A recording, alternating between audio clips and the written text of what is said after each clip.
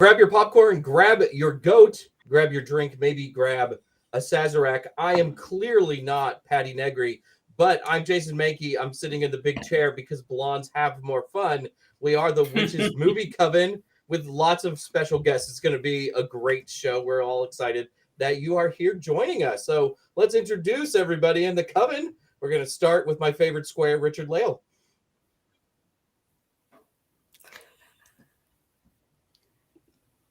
Oh. Hello. We're going to throw it to Heather Greene. Oh, I'm sorry. I thought we froze for a second. I'm having internet issues. Sorry. Go on. Oh, just introductions.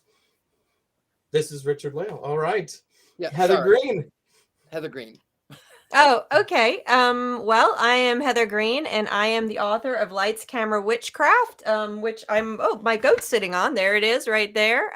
It is the book that covers all things witchy in Hollywood cinema. I am a editor at Llewellyn Worldwide, as well as a religion journalist and all kinds of other things. I can't even imagine what else I do. And I'm a member of this coven, so I'm happy to be here tonight. And I do think that one of the authors that you work with is sitting with us tonight, the great Lilith Dorsey. Hello, Yes. I am an author, a voodoo priestess, a filmmaker, film scholar, I guess, for the purposes of this discussion, and I'm so happy to be the guest witch. You're like more than just a guest witch. I think we've been talking about you on the show since we've started a year ago. Your name comes up with a lot of frequency. It may just thank be you. because some of us are big fans. And then also in the bottom square, the man who has been called Sir Raven already in our chat, Gwion Raven. Hello, I'm Gwion Raven. Apparently I've been benighted now, so I'm now Sir Raven, which I must admit has a kind of nice ring to it. And, witch at large. I don't know I've ever actually mentioned this before, but former actor. So I know a little bit about the old movie and television and stage biz. I was in London with Gwion once, and we're walking around. He's like, this is where I was in Oliver. This is where I used to drink as a 6-year-old child with Yul Brynner after shows. It was amazing. It was, all true. So we usually like to begin our shows with one of my favorite parts of the big show, Richard-Lael's shattered synopsises of our films. Yes. So I will start off with that. So there are 2 films to choose from. No, I take that back. There is only one film to choose from. Anyway, in this story, it is the story about a little boy whose parents die tragically in a car accident, because any good parent is a dead one, apparently, according to Roald Dahl.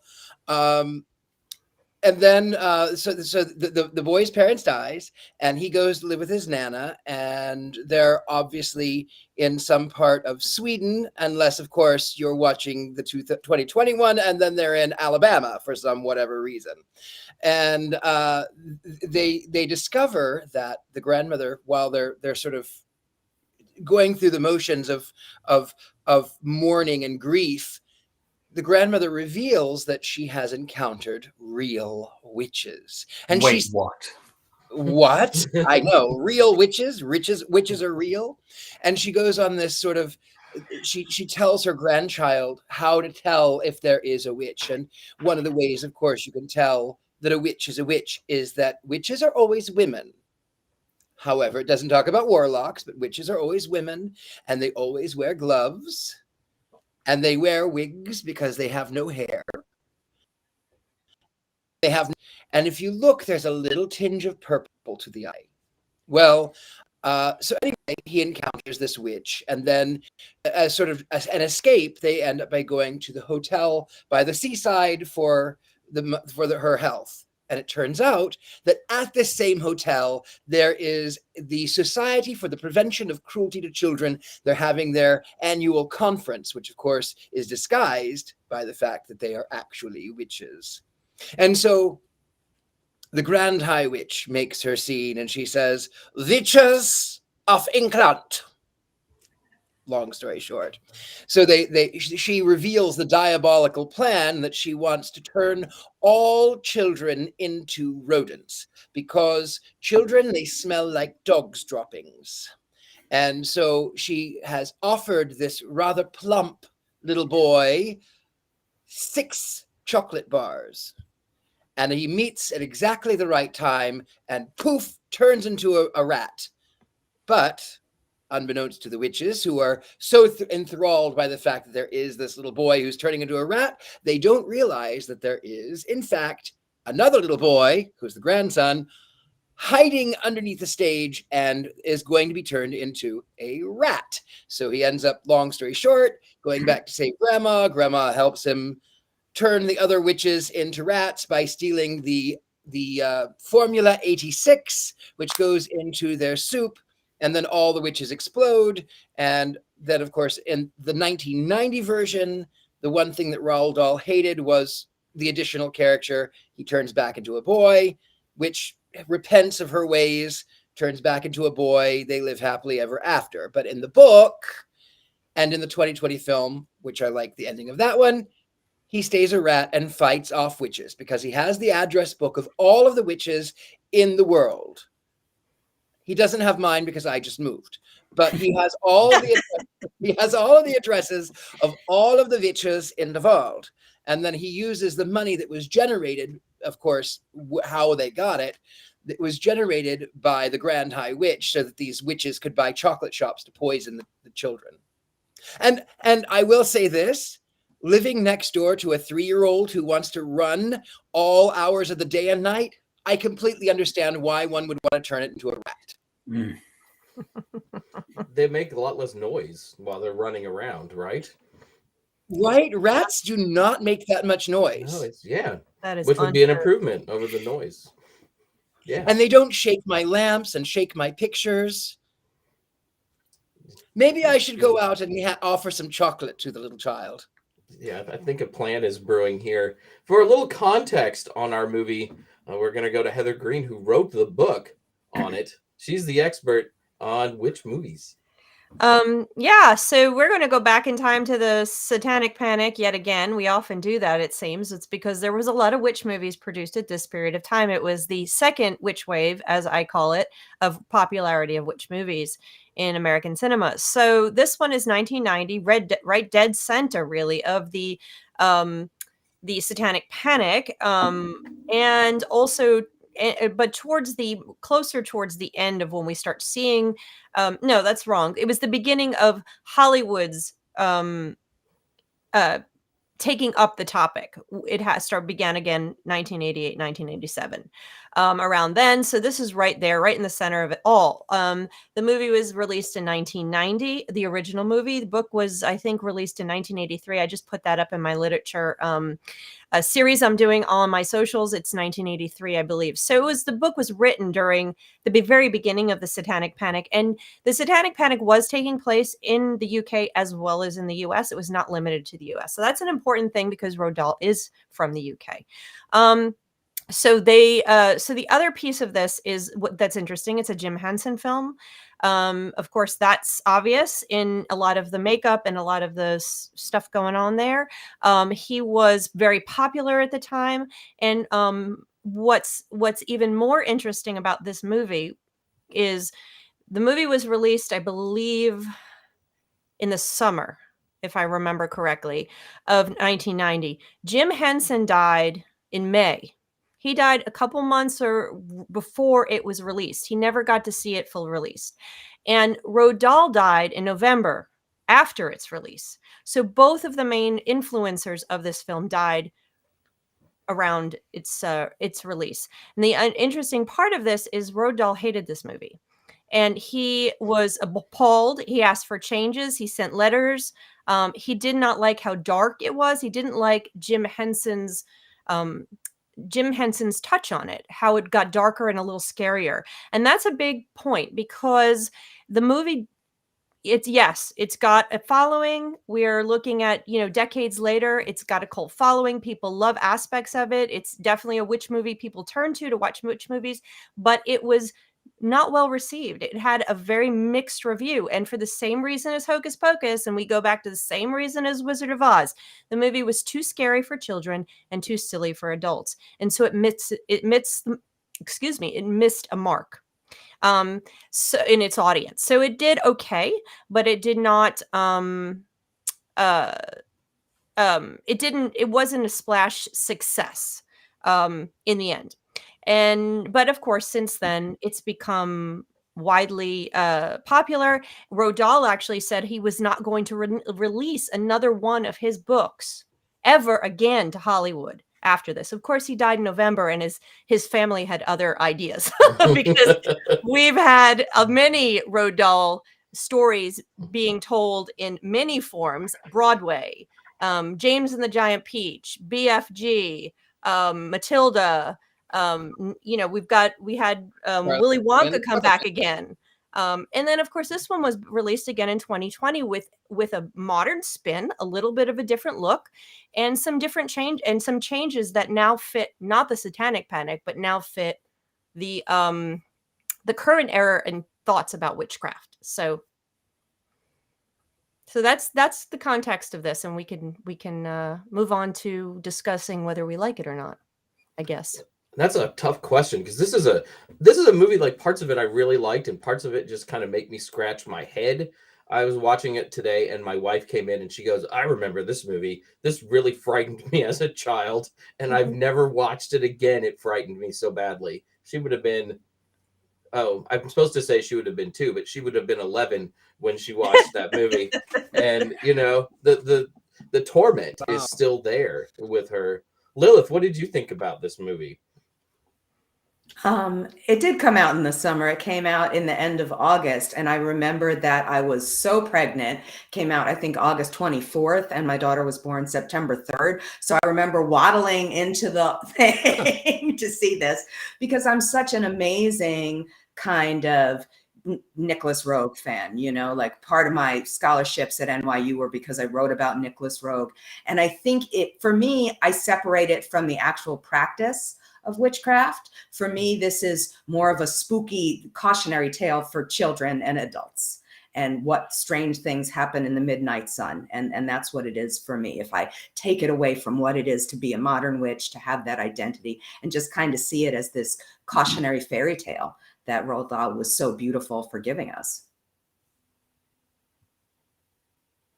Gwen. So odd thing about this movie, it was one of the first Roald Dahl books that I read as an adult, right? So I had read, Charlie and the Chocolate Factory and James and the Giant Peach and whatnot when I was a kid or a teenager. But this book came out in 1983, but I didn't read it until I think right before the movie came out, right? So I was an adult by the time that it came out. So it was a little bit different. I thoroughly enjoyed the book. And the movie it kind of puts me in mind, which makes sense because of Jim Henson. It really put me in mind of like the Dark Crystal era, that same kind of puppetry and exaggerated stuff. And it was scary. And I remember thinking, because my kids were born a little bit later. My son was born in 92. And I sort of had the decision when he was about 5 or 6 and the movie had been out and probably available on video at that point. Do I want him to watch it or not? And I think we did play it, but I don't think he liked it that much. And so it sort of dropped off my radar, really, because I think, like what you said, Heather, a little too silly for adults and a little too scary for kids. Mm-hmm. A lot of Henson things were like that. Like, the tones were never quite right. I mean, even the Muppet movies, people always think that these movies are for kids, but Jim Henson really made those movies for adults. There's a lot of winking and nods and things for more mature audiences in there. Yeah. If I remember, Richard-Lael, this is a movie that you really love, right? You're the one who picked this for us. Mm-hmm. Yep. I think he's still frozen. Yeah. Oh no, there you are.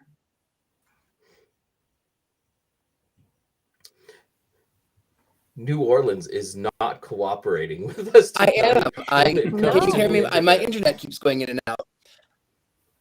We're on fire. Leave us alone. Right? I don't know why. Maybe because of maybe the children are doing it. I don't know. So yes, I did pick this movie. I love this movie. And in fact, many years ago, when I first went to Hollywood, I was in a show. It was sort of this amalgamation of fairy tales that I was cast as the evil queen. And people said to me, "Oh my God, you remind me of Angelica Huston as the Grand High Witch." I went, "That's by design," because I even had the black dress, and I came out and I had the purple wrap, and I threw it down, and it became the train of my dress. So yes, it was absolutely by design. I love this film. I was a kid too when I saw it, but I loved it. I couldn't get enough. I thought it wasn't violent enough.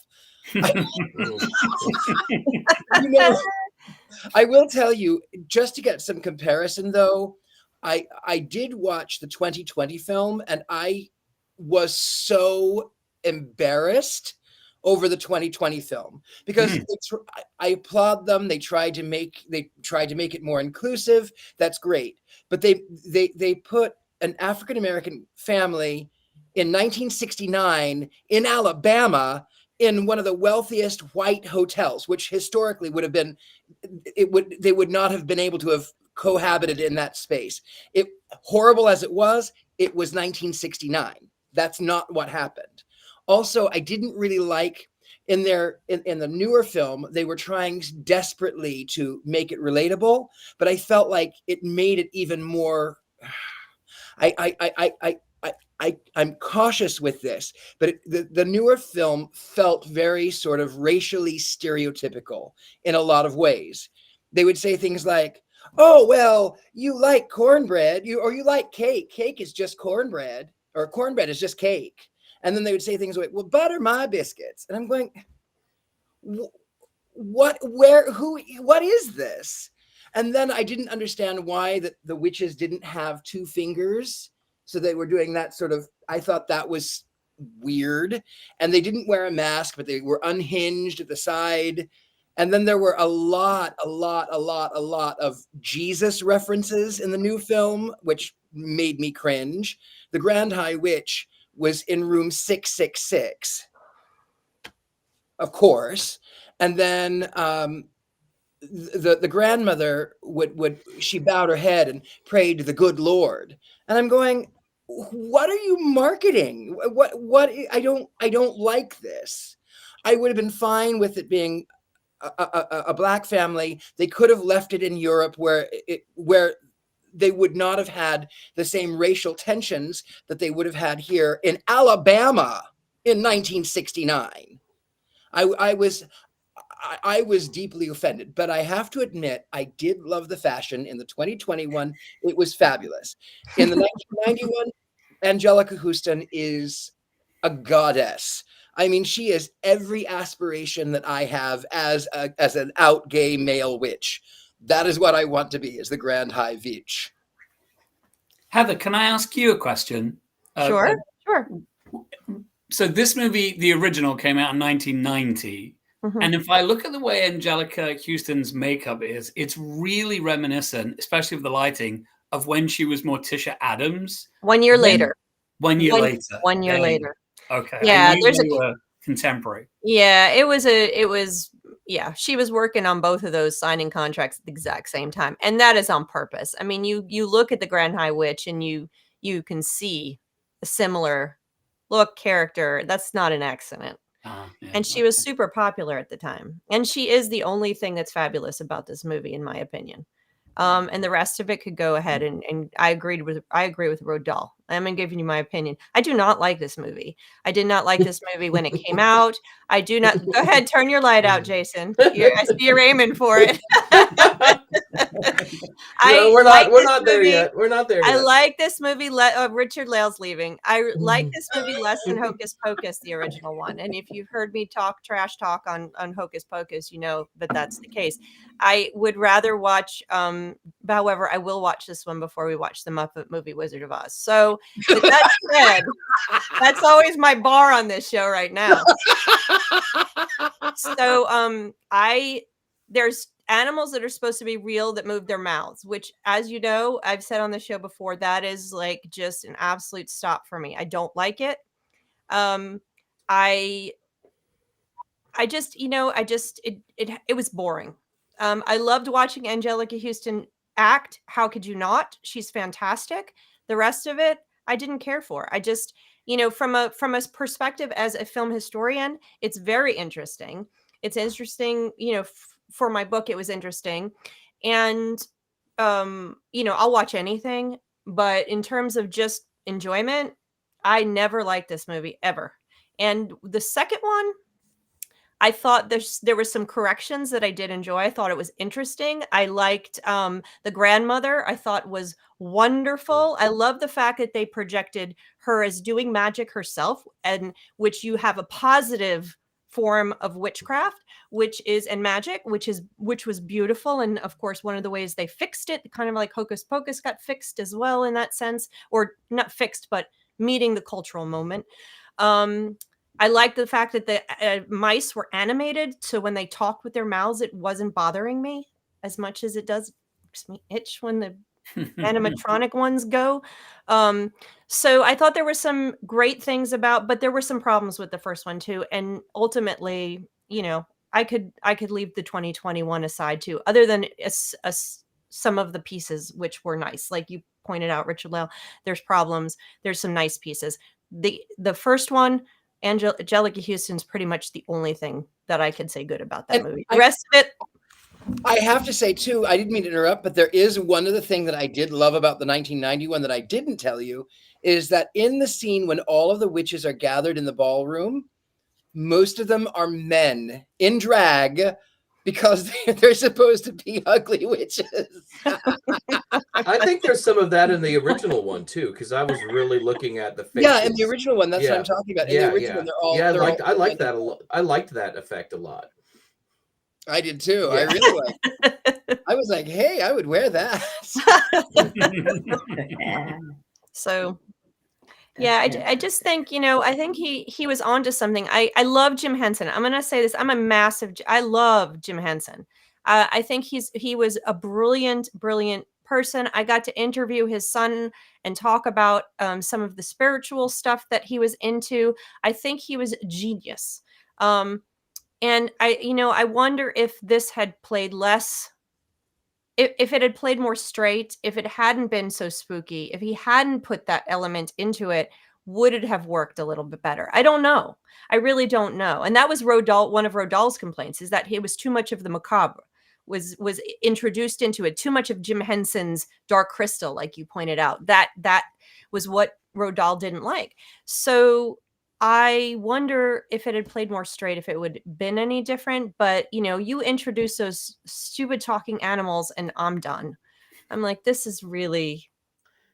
Everyone has a line in the sand. That's Heather's line in the sand. When you have animals... Yes. I think the second one suffers from Anne Hathaway is not a bad actress, but she does not have the gravitas of Angelica Huston. No. Right? No. I mean, yeah. She also could not get the accent correct. One moment she's sort of German, one moment she's sort of French, one moment she's sort of Russian. But the way that it is written, if you read the book, she is definitely, the Grand High Witch is definitely German. You know that she is German because the dialect is written that way. Mm-hmm. But Anne Hathaway was not. She was all over the board. When that movie started, the 1991, I couldn't figure out her accent for a while. It was just, It was so deep. I thought I was going to have to turn on the subtitles for a little while. then I adapted, but no one expects a whole lot from me. So you all know that. Was the length good for you? The length was good. It was 90 minutes, which it's still a long 90 minutes, but it's 90 minutes, which is good. It wasn't a 2.5 hour slog like Bed Knobs and Broomsticks or something. Another good one. You were bringing them all up today. Yeah, bringing up our favorites. There was a comment in the chat about the depiction of the Grand High Witch. and how people then they were uncomfortable with it, because to me it did remind me of the stereotypes that I sometimes see of witches, which are in a lot of ways like Jewish stereotypes, which is always heartbreaking to see. Well, then you just capitalize, you just add on to that the fact that Roald Dahl is notoriously anti-Semitic, which has come out recently, even more so because the museum, the Roald Dahl Museum, confirmed that it was not he was flatly anti-Semitic. You add that into the German accent as well. He came from a specific time. He was anti-Semitic.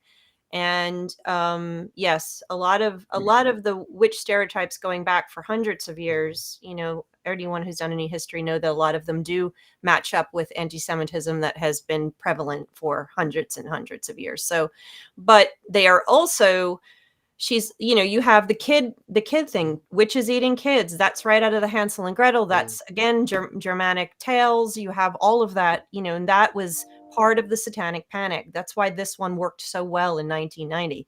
People were terrified that witches were harming children.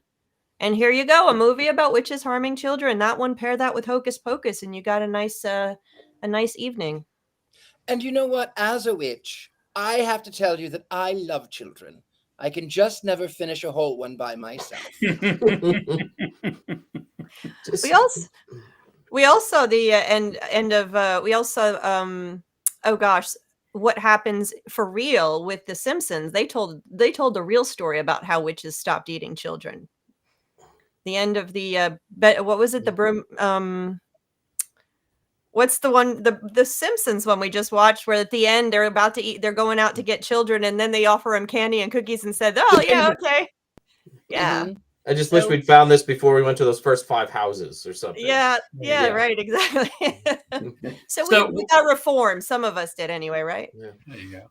One of the things that I will say I am pleased about with this movie is what they got wrong.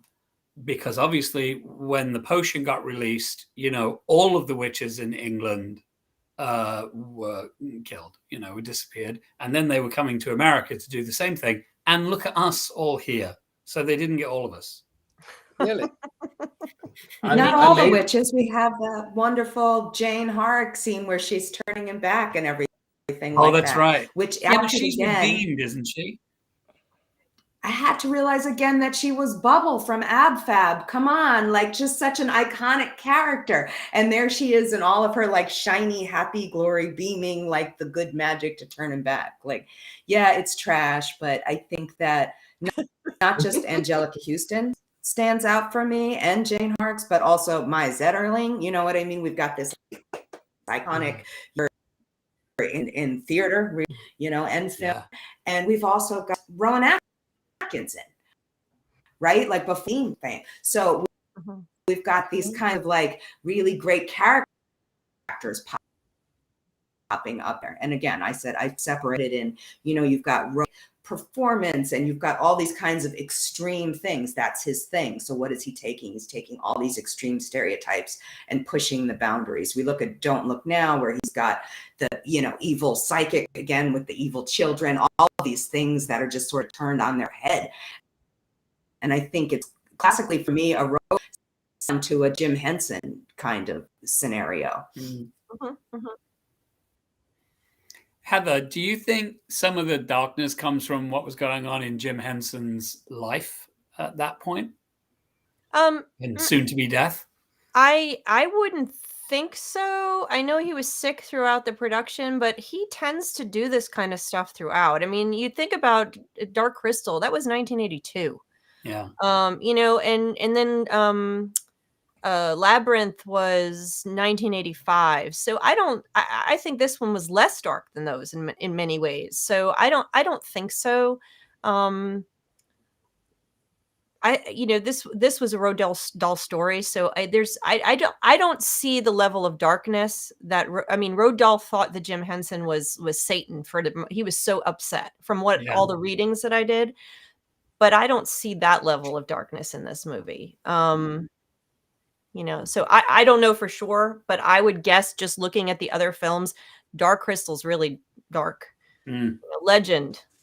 That's the one. We haven't discussed that movie. I won't give you my opinion of that movie, but I watched that movie not too long ago because Phoenix loved Labyrinth. it I meant growing up. Labyrinth, not Legend. Sorry. Oh yeah, yeah. No, we watched I do love Legend recently, and there was 112 minutes I'll never get back. Phew. I loved it. I love Legends. The thing about Labyrinth, that is a hill I will die on. It does not travel well. the thing about Labyrinth I though is I don't actually. I was gonna say I don't care about Labyrinth, but Legend, I love. I love Legend. Labyrinth. I love Lamp. I think do have Labyrinth Lamp. though, you have to with Labyrinth though you have to have a guy with a cod piece on the whole film to sort of balance everything out. That's what makes Labyrinth, right? And this is what the witches needed. It needed a character wearing a cod piece. Like Rowan Atkinson could have had a cod piece on while he was running around the hotel, kind of as a precursor to wore one Mr. in Bean. Blackadder. Quite. Maybe that was what it was missing this whole time. Yeah. Yeah, he did. Maybe that's what it was missing. Maybe that's why I didn't like it. But I didn't like Labyrinth either. I'm just gonna add that in. So it wasn't that. Now the lights are going out. Nope. I did not.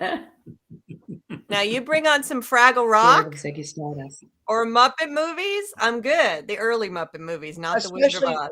Yeah, I was gonna say the Muppet Wizard of Oz. That's a classic, timeless classic. Now we can all shut our lights off after that one. Including me. But I know, Richard-Lael, you're lying through your teeth when you say that, so I won't shut my light off. I really like the Miss Piggy song in that movie. I think it's unfairly maligned on this show. Okay, I think we've watched worse movies. Well, Just Amber says, like, these are all my favorite movies. And I do think there is something, we talked about last time I was on, we talked about a movie that I loved that most everybody on this panel disliked. But I also think some of it's contextual, right? Like seeing this movie when you were like 8 or 9 or 10 or 12 is going to have a really different impression if you watch it when you're 17 or 25 or, whatever it is. So, yeah, I totally get it. Like, there are movies that I absolutely adore that looking back on now, I'm like, wow, that was crap. But at the time, it's really meaningful. And Willy you know Wonka what? and the Chocolate Factory, #1. Yep. I'm with you on that one. But and that's okay. And even as adults, there's movies we like that are just terrible movies, but we just love them, and you can't stop watching them. And everybody's got those, and that's okay too. This movie isn't so bad it needs to be buried. Wait a minute. Everyone stop what they're doing. I didn't want to interrupt. Hi, everybody. Greetings from Cradle Mountain, Tasmania. I am so sorry. I wanted to be outside with the wombats and the wallabies, but there's no reception out there. There's not even any reception or television or anything in my cabin. It's fabulous. So I have to be in the boring lodge. So I miss you all madly. And We miss you too. It's cool though that you get to have these kind of adventures though, right? Like to be in I New am the Zealand. luckiest girl in the world. I'm paid to take people on bushwalks and have them experience nature and the energy and pull it up from the ground. And these are super corporate people. I am throwing them so far out of their comfort level. I'm having them make like spare sigils and carve soap and ridiculous, fabulous things. And they're like, oh, okay. And yeah, so. The most Anyway, challenging part, though, that Patti hasn't told everybody is that tonight, when they're having hot chocolate around the fireplace, they have to watch The Witches. Yes, I will tell them that. We're going to go get on a little bus to go to some beautiful lake. This place is, if anybody can ever go to Tasmania, go. I've been to a lot of magical places like New Orleans where you are Lilith and all the, but nothing like this. It's just so anyway, but we're going to this lake thing and I see them looking. It's like, I promise you're not going to have to take off your clothes early. They're so corporate. They're so cute. So anyway, I just wanted to say hi. I do not want to interrupt your movie talk. I will listen in and when I can, but this is the only place I could found to actually have reception. So I love you guys. We love you and miss you. It's so good that you could drop by. I know, it's fun. So knock them alive. Bye. Bye. Bye. I don't know how to turn this on. I forgot to ask her, like, how does the water go down the toilet, right? Is it clockwise or counterclockwise? It's always a big question. I think someone asked what time it is over there. I'm guessing it's early morning. Yeah. Yeah, they're 24 hours ahead, 5 hours behind. So whatever that is for wherever you are. Mm-hmm. Yeah, It's I know tomorrow from working with Australian authors, this is about the time that they start answering my emails.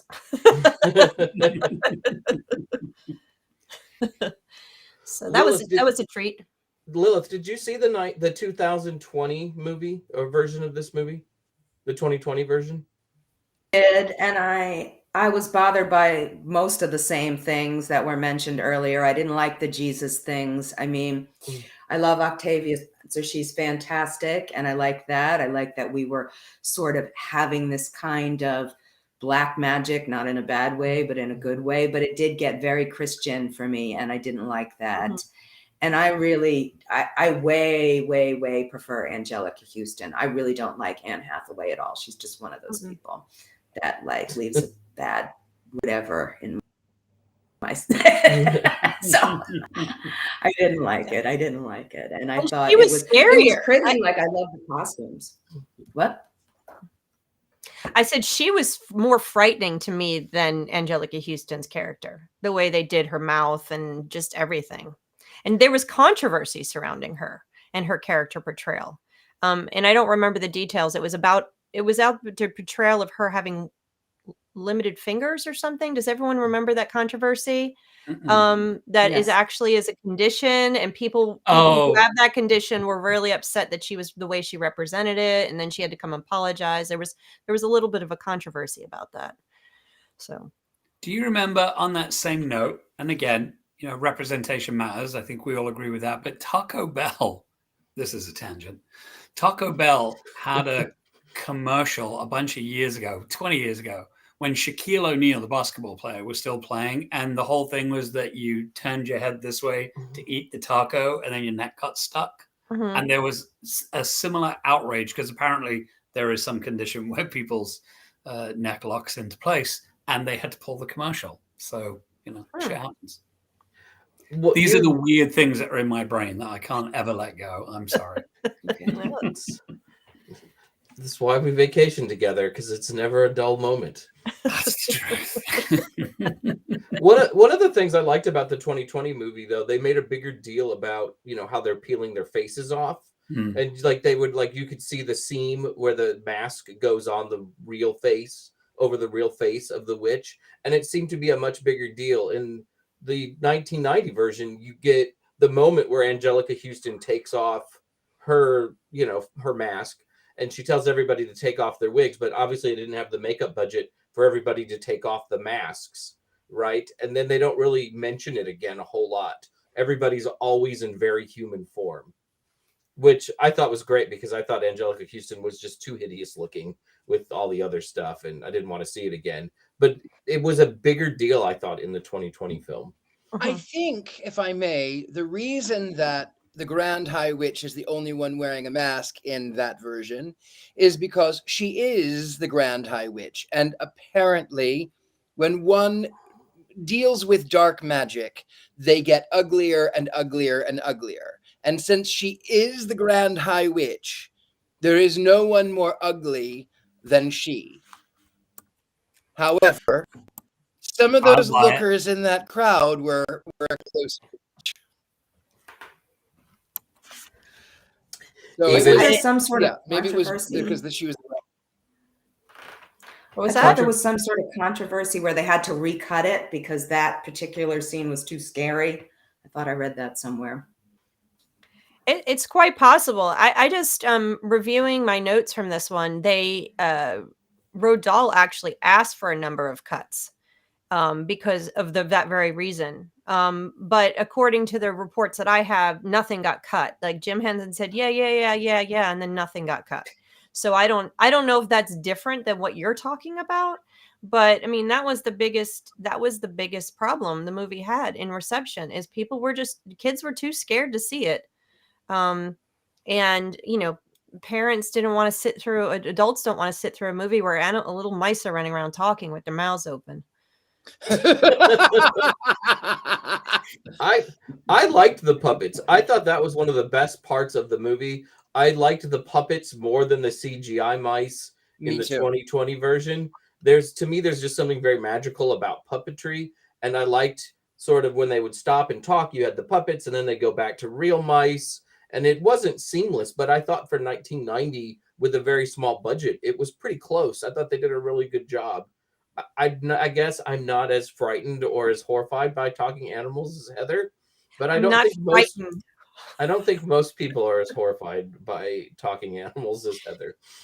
I'm not horrified or frightened. I just dislike it. And if I could reach my light switch, I would have turned it off right there. I like the CGI mice much better. That's all. I'm standing my ground. Well, no, but they didn't have that in 1990, so I'm not gonna begrudge them that. Of course, they didn't have that option. I still like it better. I'm with you, Jason. The CGI makes me roll my eyes. At least I can suspend my disbelief when it's an animatronic, and I can see the little gears turning and I know that it is. I love that human element. I think the CGI to me looks cheap. I think having the puppet just makes it look more like a fairy tale. It looks more magical to me because of the puppet being in it.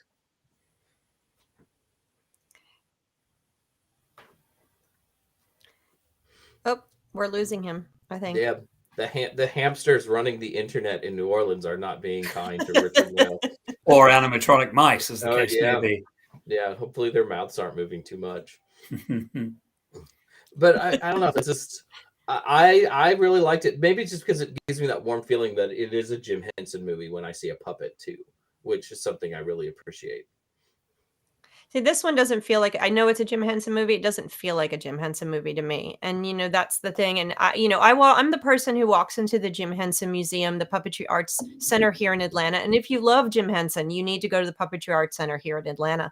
It's, if you love him, you walk in, you go to the section where they have, I haven't been there in years, so I'm not sure what it looks like now. I walked in, the first thing I see is Ernie and Bert and Big Bird, and that's how you enter in. And I'm crying the minute. This is my childhood, all of the things, every single one. I watched the Muppet movie a million times. Like I said, Fraggle Rock, on the later years, just everything. And you walk through that center and you're just, Skeksis, everything. They're all there. Love it. This does not feel to me like a Jim Henson movie. I don't know, just from watching it. I know it is, but it doesn't. Curiosity, feel like Heather. Did you like Rowan Atkinson cast in this movie? Because we've talked a lot about Angelica Huston. Was he good? Was he fine? Was it? What do you think? He was fine, but I think not enough fine for him to be standout. And I know he's great, but not enough for me to go, okay, he's standout for me. The movie my lack of interest in the movie just kind of overshadowed that. Angelica Huston's the only one that stands out to me. Yeah. Maybe if I watch it enough times, I'll go, haha, okay, Rowan Atkinson, but not really. I could pass. He's done other things where I like him better. This movie just doesn't. I'd rather watch Angelica. Oh, I can't say her name. Angelica Huston in another movie as well. Yeah. But The Addams Family, 1991. Yes. There you go. Right. She is fantastic as Morticia. She was made for that role. Yeah, I think Rowan Atkinson is entirely wasted in this movie. Yeah, to have an actor that is that funny, that has that much personality, and he really doesn't do very much. There should have been more times of him mugging at the camera. He's in the kitchen. He should have a turkey over his head. All kinds of things like that, and they weren't there. Lilith said something that I completely really agree with, though. I think May Zetterling is really good in this movie, and that she has really great presence as the grandmother. And she's almost creepy in her own way because she has all these secrets of, knowing the history of the witches. Oh yeah, this huge backstory. And you made me think too, Heather, when you're talking about museums, did anybody see that there was a museum exhibit at the Academy for this movie? Just recently, apparently. No, really. Really? Yeah, I don't know anybody who saw it. I got to find someone from LA or whatever, but apparently there was an interactive thing that you could go through with this movie, which I can't even imagine what they would have done. Like, it just must have been insane. And I thought we were the only people talking about it, but apparently it has more cachet than we even could ever know. It's got a following, but I don't see what they would do. It doesn't have enough to me to do. But if you were to do a Jim Henson thing, or maybe you were to do a witches thing, or an Angelica Huston, I just don't see what you would center this, or a Roald Dahl thing. I don't know what you would center around this particular film, but it does have a huge following, just like Hocus Pocus. It does not have as big of a following in the witch community as Hocus Pocus. And I think if you compare the witches here compared to the Hocus Pocus witches, the Hocus Pocus witches equally want to destroy children. However, they are so fun in and of themselves, and wild and fun and colorful, that their evil is not quite as scary, is not quite as dark as you find here. So they did not capture, I don't think that these witches capture the pagan witchcraft community in the same way the Hocus Pocus witches have. No, that's true. Yeah, and I think that Disney was very successful when they brought them back was it last year when they brought Hocus Pocus 2. Unfortunately, they remade this movie, so remaking the story again I don't think was as successful. So and this is Disney too. Disney owns Jim Henson now, so also I think that the witches in this movie are not recognizable to us. They're witches with no toes, they're wearing masks, they're all wearing wigs. The witches in something like Hocus Pocus are recognizable to us, right? I mean, they're people, not monsters. Right. And I think that's really, really different. Before we do wands up or wands down on this movie, I thought maybe we do a little check-in, see what everybody's got going on in their lives right now. And if anybody's traveling or doing anything, we'll start with Heather and just kind of go around the circle. Oh, okay. Well, we are getting ready to do our Samhain, our final Samhain working tomorrow. We do a 7-day thing. We started 7 days ago, and it is the 15-degree Scorpio today. So we do celebrate it on the astrological sign, astrological Samhain. So we're doing that. I'm not traveling anywhere because I've got mounds and mounds, which you cannot see, of wonderful manuscripts that I have to read and work on. One of which I just handed off to production is Lilith Dorsey's book that will be coming out, which hopefully I'll let you plug when it's your turn. Okay. But it is fantastic, and I read it several times, and I'm looking forward to that coming out next fall, if I look at my calendar correctly. It's spring, summertime.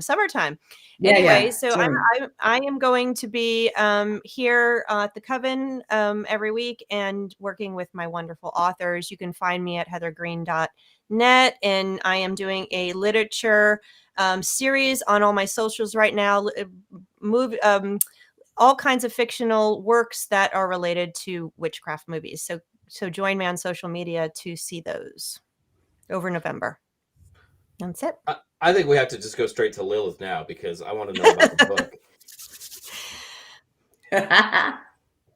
All right. Well, I am working on a new book that's going to be released hopefully in June of next year. Here, look, cover reveal. You can't even see it. Tarot Every Which Way. So basically, it's a tarot book. For those of you who were waiting for me to put together a tarot book, I finally did it. And this is not for one witch, it's for every single witch out there. So I'm really excited about that. We've got some really great contributors in there giving us little snippets about what to do. I've just got some fantastic endorsements that I'm so thankful for. And I'm doing everything else that I always do. My blog, Voodoo Universe, all my other books. I've got the Pop Culture Show on my YouTube channel. So in case anybody's not tired of watching me, they can watch me more there. Oh yeah, Water Magic book too. Yeah. What a great endorsement. What an endorser. She must have been scraping the I bottom of the know, barrel I for that know. one. This Bottom famous of the witch, Jason barrel. Mankey. I love him. He's Richard-Lael, great. what about you? Well, I am not going to be traveling for a while, but I am here in New Orleans. I am easily found. I am very easy to find. There are some fakes out there they'll contact you to join the Illuminati, and they'll contact you to have readings, and you'll know my dialect. I won't contact you. You can contact me, thegentlemanpsychic.com. I'm easy peasy. And that's about it. I'm here in New Orleans. So if you're in New Orleans, if you're in the area, come in and we'll eat a child together. As one does. I know that Gwen has the book, The Magic of Food. Are there any child recipes in your book? No, although some of my recipes are appropriate for children to make. But no leg of toddler or anything like that. So, yeah. Any you up to anything right now? I actually just finished up all my Samhainses. I think there were 3 different Samhain gatherings, a public ritual and a couple of private ones with Coven, and that was really, really lovely. So now becomes the big hibernation for me. Like, witch-wise, it's much more of an interior time for me. And then I'll be traveling again, I think, in March, I think it is, and then I've got a lot of travel scheduled for next year, some for pleasure and some for witchcraft. I mean, it's all for witchcraft really, but there's that. And you can find me on Instagram at Gwion Raven, or you can find me out and about at The Witches Next Door, which is both on Instagram and a podcast that my amazing and talented wife Phoenix LaFay participates in as well. So you can find us hanging around there. All right. I want to jump in there now. I worked with Gwion and his wonderful Phoenix LaFay as well on a book called Life Ritualized, which is all about ritualizing in the pagan and witch way, all kinds of aspects of your life. If you're interested in that, it's fantastic. That's been out for a couple years now. So you did a great job. Thanks, Heather. Yeah, it was another one of those books where they scraped the bottom of the barrel for the foreword and had me do it. We loved you doing that. Wasn't that your first foreword? I think it might have been. Yeah, it was quite an honor. It's a really great book too. Phoenix writes great rituals. She does. I'm Jason Mankey. I'm going to be in Las Vegas this weekend at Las Vegas Pagan Pride on Saturday. So I'm very excited about that. And then traveling a lot in February and March. Before we do Wands Up, Wands Down, we did have a request for the Mankey Movie Minute. I did write one. I don't think it's as good as some of the others, but we're going to give it a go. So, hopefully somebody laughs. All right. Pay a visit to the Hotel Excelsior and meet the most oblivious hotel staff in the history of the hospitality business. Marvel as over 50 witches completely and loudly trash a conference room without anyone checking in on them. And then those same witches openly chase a boy through the hotel while no one bats an eye. And not just that, the Grand High Witch then tries to kill a baby by pushing the baby's stroller down a hill and over a cliff. If you and I did that kind of stuff in a hotel, we wouldn't just be asked to leave. We'd be getting arrested. And the staff of the Hotel Mr. Bean just completely overlooked the destruction, the attempted murder, all of it. They aren't even impressed when talking mice suddenly show up at their hotel. They just start butchering the mice with carving knives like they're the farmer's wife from the Three Blind Mice nursery rhyme. You might be wondering why the witches and the witches choose the lousiest hotel in the UK for a meeting, because nestled in the walls of the Hotel Excelsior, they were free to hatch a plan to kill hundreds of children by turning them into mice, which sounds completely awful, until you meet a child named Bruno. And then you start to think, maybe these witches might be onto something. Seriously, Bruno is pretty awful, as are his parents. So maybe it's not all Bruno's fault, but he's still pretty bad. Learn important facts about witches, such as witches having no toes. No toes? That just doesn't make sense. Angelica Huston stars as Eva Ernst, the Grand High Witch, whose true form is so vile, it appears that there is a set of testicles taped onto her chin. Co-starring is Meyer Zetterling as the cigar-smoking Grandma Helga. The cigar smoking around her grandson was definitely a choice. These 30-year-old movies can be pretty weird sometimes. Still, with all of its oddities, forgotten threads, talking mice, and underdeveloped characters, The witches can be pretty fun in some spots, thanks to some cool mouse puppets from Jim Henson. Who needs CGI when you've got good puppets? Not I. But apparently Heather does. You knew All right. I was going to object to that. Oh yes. Yeah. All right. All right. How are we voting on this movie tonight? I'm like sideways. What is that? I love this movie. I have watched it so many times, and I will probably watch it again tonight for the 50th time. Is that a conch shell? What What is are you that, holding Lilith? there? No, it's a raccoon skull. Oh, Okay. nice. My wands are out of reach. This is what I've got. That's okay. We've had Stranger Things used as wands in the. I can't decide. Like, a part of me wants to sort of give it a thumbs up or wands up. Some of me wants to kind of go maybe 50-50. I mean, it's not all terrible. Mine is a nail file for the missing fingers, and it's all the way up. Oh, that's beautiful. I'm down. How What are do we we- voting on the 2020 version of this film?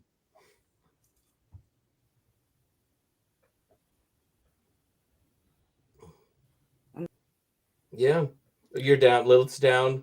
Mine is so far Yeah. down, it's not even. Not even in the tree. Richard-Lael's wand is underground. That was We have awful. we have a real mix in the chat. I mean, we've got Yeah. ups and downs, neutrals. Yeah, big thumbs down. Wands down for me.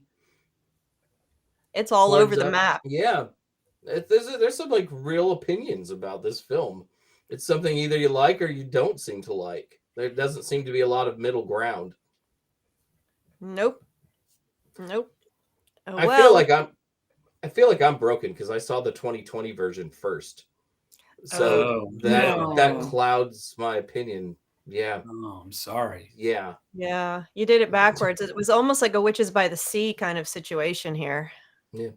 Speaking of Witches by the Sea, we have to send some love to our own Courtney Buckley, who's not with us tonight. After being in Salem during Halloween, I think Courtney just needed a long day to just breathe and do nothing. And Courtney will be back with us next week. And we're going to throw a little love to Haley Castellano, who's one of our favorite Coven members too, always with us in the chat. So, you know, different sort of show today with extra guests and no Courtney and no Patti. You know, it's always so weird not to have Patti. And no animatronic mice to speak of. Not a single one in our entire cast. I feel robbed. Well, you work on that for next time. How How about it? How about this? So there's no animatronic mice, but how about a bird? And hello there, I am a bird. Hello. See, that's okay. I know that's you, Richard-Lael. Oh my!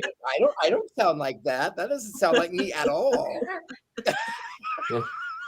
It is That's it's just certain talking animal puppets. I will point them out when they bother me. This is not Name, this is name a- one other, just like in the last seconds here. What's Hocus another one? Pocus's cat or Sabrina's Binks? cat. You don't like Binks? I like Banks, but I wish his mouth wouldn't move when he talks. It's the Because he moving uses mouth thing. telepathy. I don't like it. I think Is this these like ma- a what's the word? Cinematic thing for you, or is it just like to just give you the oogs? It doesn't give me the ooks. It just looks just cheesy to me. It's cringe worthy, as my teenager would say. It's just cringe worthy. It'd be better if they just showed it and the voice just came and it was just there. The cat is going like this. It's just a thing. It's not scary. We're good. I'm good. I'll How- sleep at night. how do they talk without moving their mouths though? It's like they have ESP or something. I can suspend my disbelief for that. It would work way better. Hey, this is the sword I'm dying on here. So let's just move on. I'm not going to give it up. There's just so much to unpack. Welcome to next week's show when we spend the entire time talking about animatronic mice and other creatures. Speaking of next week's show, we'll be watching the movie She Will next week. So if everybody, you might want to get in on that. And this is about the time now, though, since we're already kind of cackling at Heather, I think it's time for our customary cackle because it's what all witches do. And we'll see you all next week.